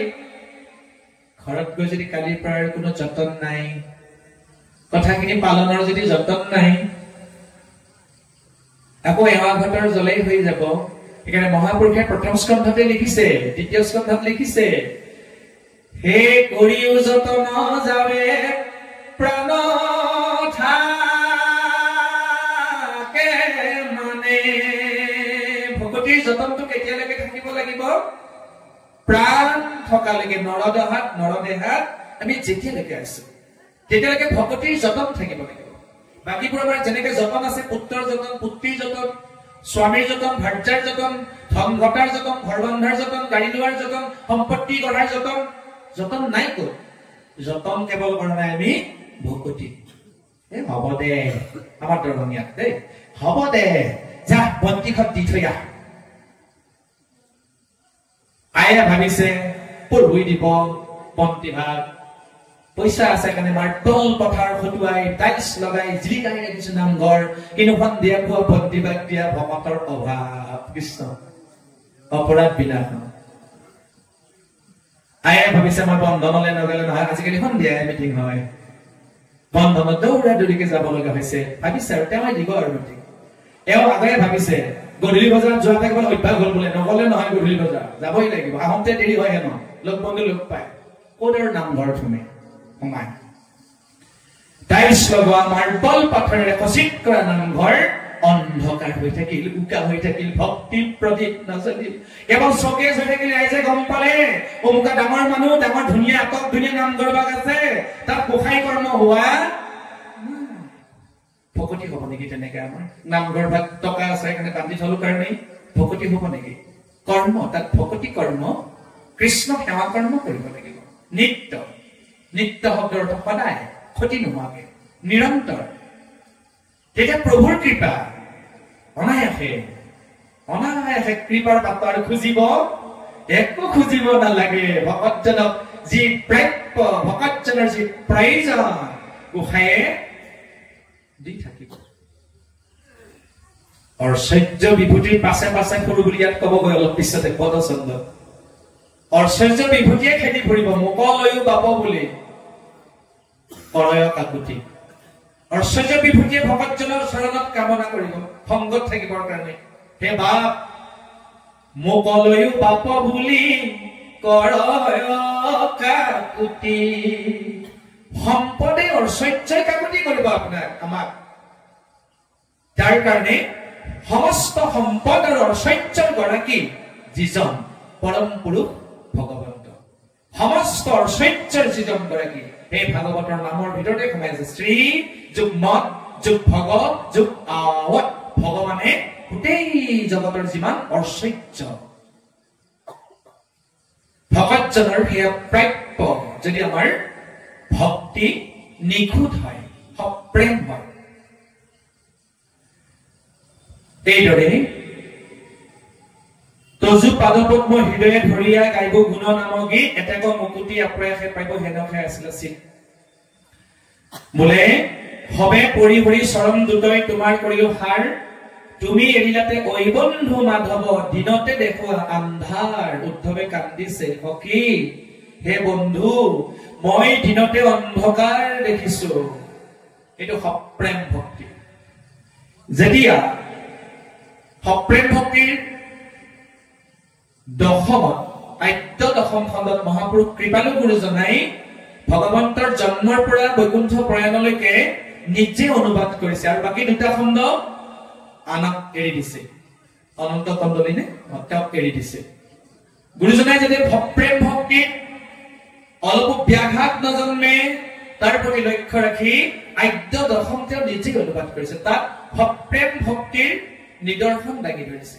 ব্ৰজধামৰ গোপীসকল, ব্ৰজধামৰ গোপসকল, নন্দ যশোদা, এইসকল প্ৰেম ভক্তিৰ তেওঁলোক আচৰণকাৰী পালনকাৰী তেওঁলোকে কান্দিছিল যেতিয়া কৃষ্ণ বৈকুণ্ঠলৈ যায় কৃষ্ণ গোকুল ধামৰ পৰা ব্ৰজধামৰ পৰা মথুৰালৈ যায় কৰ্তব্যৰ দায়িত্ব পাশত আবদ্ধ হৈ গোটেই ব্ৰজধামে বাগৰি বাগৰি কান্দিছিল ব্ৰজধাম গোপ গোপীসকলে ধেনুকে ঘাঁহ খাব পৰা নাই পোৱালিতে গাখীৰ খাব পৰা নাই অকল মানুহেই নহয় গোপ গোপী নহয় পশু পক্ষীয়েও মৌন হৈ আছিল কৃষ্ণ প্ৰেমত ইমান প্ৰেম ভকতি ইফালে অন্ধকাৰ দেখিছিল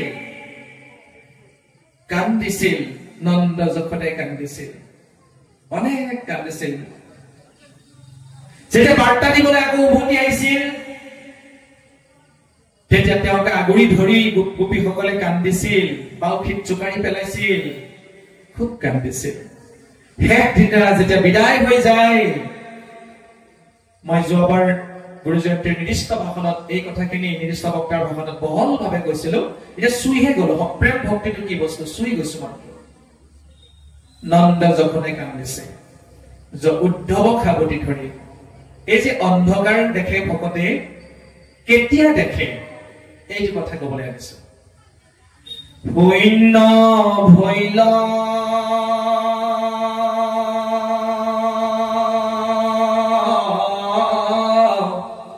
বৃন্দাব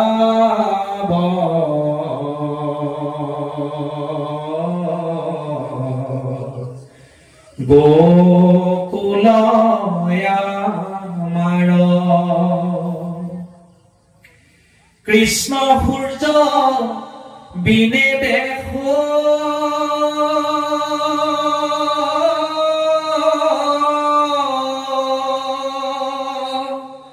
দিনতে আন্ধাৰ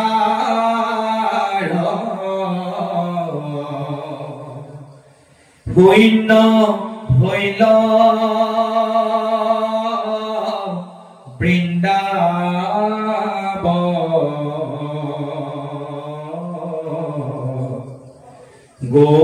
গোকুলয়া মাৰ এই ঠাইটো পৰহি ৰাতিপুৱা আহি যিসকলে প্ৰথম দেখে এই অৱস্থা শূন্য দেখা পাব কাৰণ 7 দিন 7 ৰাতি য'ত ভগৱানৰ গুণগান কীৰ্তন হৈ আছে পৰহিৰ পৰা ইয়াত যদি স্তব্ধ হৈ যাব মুহূৰ্ততে প্ৰণালীবদ্ধ নীতিগতখিনিৰ বাহিৰে বাকীবোৰ বন্ধ হৈ যাব ৰাতিপুৱা ইয়াত দৰ্শন খোজকাঢ়ি অহা মানুহখিনি দেখি শূন্য অনুভৱ কৰিব এই ব্ৰজধামৰ গোপগোপীসকলে দিনতে আন্ধাৰ দেখিছিল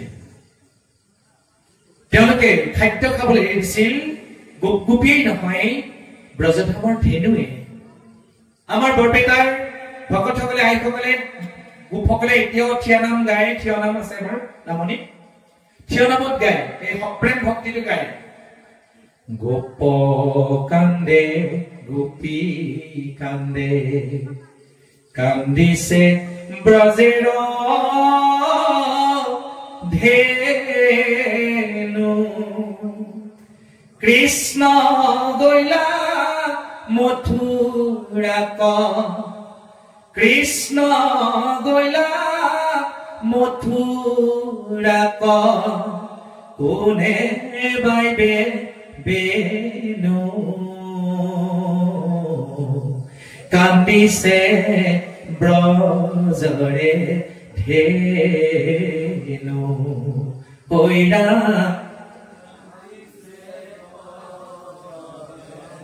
গাও গোপ কান্দে গোপী কান্দে কান্দিছে ব্ৰজেৰ ধেনু কৃষ্ণ গৈলা মথুৰাক কৃষ্ণ কোনে বাইবে বেনু কান্দিছে ব্ৰজেৰ ধেনু হৈৰা কান্দিছে ব্ৰজেৰ হেনো অপ্ৰাণ ভকতি য'ত অন্ধকাৰ দেখিছে কান্দি পেলাইছে গোসাঁই নাই মথুৰালৈ গুচি গৈছে ঘৰ বন এৰি হাত বন কাটি কৰি কেৱল কৃষ্ণ প্ৰেমত মতলীয়া মগ্ন চিত্ত নিমজ্জিত হৈ গ'ল কৃষ্ণ প্ৰেমত চিত্ত হৃদয় নিমজ্জিত দ্ৰৱীভূত হৈ গৈছে হে প্ৰাণনাথ নকয়া অনাথ দান্তে ধৰো খেৰ তুলি তোমাৰ বিহুকে অগণি এখনে দেখা মাৰে মোক পুলি এৰা মেহি বুলি সন্ত উদ্ধৱ মহন্ত আতি প্ৰেম অনুৰাগে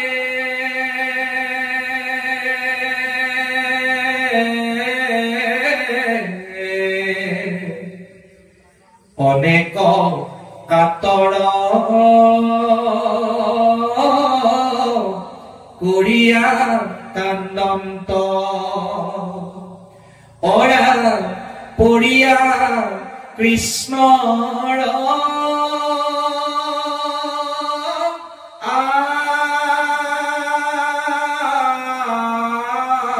আগেৰা হৰি ৰাম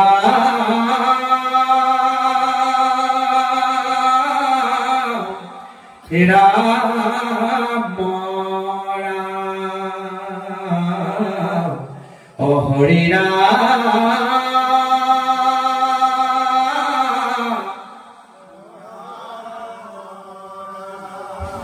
আমি অধ্যায়টোৰ শেষলৈকে নাথাকো আৰু বহুখিনি আছে প্ৰভুসকল আমি অভাজন যাব লাগিব মানে মই যিখন গাড়ী লৈ আহিলো ল'ৰাটোৱে কিবা এটা বিশেষ কামত যোৰহাটলৈ যাব ৰাতি 8 বজাৰ নাইট চুপাৰত মোক ইয়াৰ পিছত 1.5 ঘণ্টা লাগিব মঙললৈ পাওঁতে তাতে সন্ধিয়া যান জঁটৰ কথা থাকে ঈশ্বৰে কৃপা কৰক 1.5 ঘণ্টাত যাতে আমি পাওঁ তেতিয়া তেওঁ 1 ঘণ্টা এটা নিজা প্ৰস্তুতিৰ কাৰণে হাজ পাৰ হোৱা আকৌ টাউনলৈ যোৱা 1 ঘণ্টা এটা নিম্নতম তেওঁক লাগিব এইখিনি কথা তেওঁ মোক আগতেই কৈ থৈছে তথাপি আপোনালোকৰ মৰম স্নেহ আশীৰ্বাদ আমি কামনা কৰিছো আপোনালোকৰ এটা আধ্যাত্মিক পৰিৱেশ আমাক দিয়াৰ বাবে মই অভিভূত হৈছো মোৰ কিমান শ্ৰোতা সুধাকণ্ঠ ডক্টৰ ভূপেন হাজৰিকাদেৱে গাইছিল মোৰ গানৰ 1000 শ্ৰোতা মই দাবী কৰা আমি নোৱাৰো আমাক প্ৰয়োজন নাই কাৰণ ভাগৱত ইডালে সিডালে লাগি অলপো নগৈল ভাগি ফুকমুখাটি ভূমিত ভৈলা বিধি মূল শ্ৰোতা এগৰাকী বক্তা এগৰাকী শ্ৰোতা এগৰাকী শ্ৰোতা বক্তা দুগৰাকীৰ মাজতে কি হৈ আছে প্ৰকাশ প্ৰচাৰ হৈ আহিছে এইখিনি আসল ভাগৱতৰ শ্ৰোতা প্ৰমাণ হৈ যায় ভাগৱতৰ শেষত আসল সাত্বিক শ্ৰোতা ইয়াত 3টা ভাগ আছে তামসিক ৰাজসিক সাত্বিক কিছুমানে আমি কেৱল অকল ভোজটো খোৱাৰ সময়তে দৌৰা দৌৰি গাইছো 2টা বজাত আগেও নাই পাছেও নাই অলপ ভুমুকিও মাৰিছো মৰিগাঁৱতে আহিছে বেয়া লাগা নাই ভাল লাগছি দে ভাল লাগছি চালো ঠাণ্ডাটো কিন্তু সিফালে খাবা পালিয়ে মই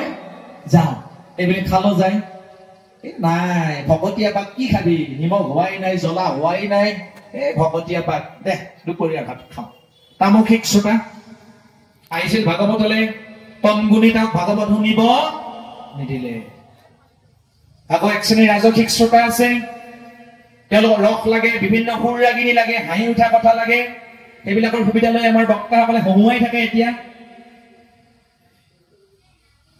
অনেক বক্তা মোবাইলত পোৱা গৈছে কেৱল হহুৱাই থাকে উপৰুৱা তৰাং ব্যাখ্যা কৰি কৰি ভকতিলে নাযায় কেৱল তৰাং গল্প কৈ কৈ হহুৱাই থাকে বক্তাও ৰাজসিক শ্ৰোতাও ৰাজসিক আকৌ এক শ্ৰেণী বাচক বনিয়া কেইগৰাকীমান মাত্ৰ 100,000ত নাই মাত্ৰ কেইগৰাকীমান শ্ৰোতা থাকে শেষৰ ফালে সেইখিনি হল একদম সাত্বিক শ্ৰোতা মোৰ বেয়া লাগি আছে আমাৰ শ্ৰদ্ধাৰ ধ্ৰুৱ জ্যোতি বাপজনা আমি মৰিগাঁও যাব বুলি শুনিছিলো তেওঁলোক পাঠত এতিয়াও শ্ৰোতাৰ আসনত আছে, বক্তা হৈও শ্ৰোতাৰ আসনত আছে। মই শ্ৰদ্ধা নিবেদন কৰিছো। তেওঁলোকৰ লগতে আপোনালোক আছে, আমি শ্ৰদ্ধা নিবেদন কৰিছো। এইখিনি ভাগৱতৰ আমাৰ প্ৰকৃত শ্ৰোতা। আপোনালোক আধ্যাত্মিক জীৱনত আপোনালোকক প্ৰভু ভগৱন্তই কৃপাদান কৰক, আমাক আপোনালোকে আশীৰ্বাদ কৰক, আমাকো কৃপাদান কৰক। বৃহত্তৰ টেঙাঝাৰ অঞ্চলৰ মৰম স্নেহ আশীৰ্বাদ আমি সদায় কামনা কৰিম। উত্তৰ বেদনা শ্ৰী শ্ৰী শংকৰদেৱ সত্ৰৰ প্ৰভু ঈশ্বৰ সন্মানীয় শ্ৰী শ্ৰী ৰিজু পাঠক মহন্ত প্ৰভু ঈশ্বৰ, তেওঁৰ চৰণত মই শতকোটি সেৱা নিবেদন কৰিছো।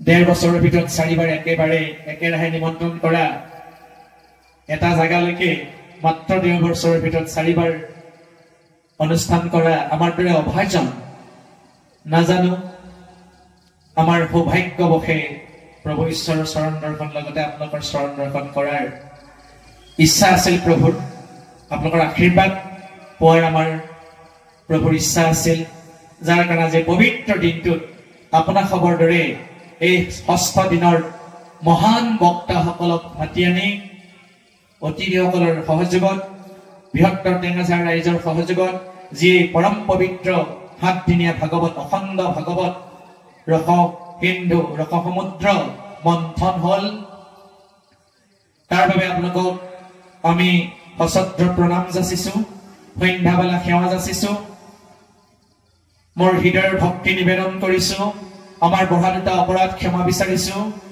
আমাক এই সুযোগদান দিয়াৰ বাবে আমি আপোনাৰ খবৰ শ্ৰী চৰণত চিৰ কৃতজ্ঞ আৰু চিৰ ঋণী হৈ ৰলো। শেষত সকলোলৈকে আমাৰ সেৱা শ্ৰদ্ধা জনাই মই এখনৰ পৰা বিদায় হ'ব বিচাৰিছো। সন্ধিয়া নাম নাথাকিলে অলপ নাম গাই গলোহেঁতেন, যিটো নাম আছে অলপ পিছতে গুণমালা আছে, গতিকে আৰু আমি বেলেগে নাম নাগাওঁ আসনৰ পৰা। সকলোলৈকে মই সেৱা জনাই আজিৰ এই যি দায়িত্ব আপোনালোকে আমাক দান কৰিছে, এই দায়িত্বৰ পৰা আমি অধম অভাজন আমি বিদায় মাগিছো। কৃষ্ণ।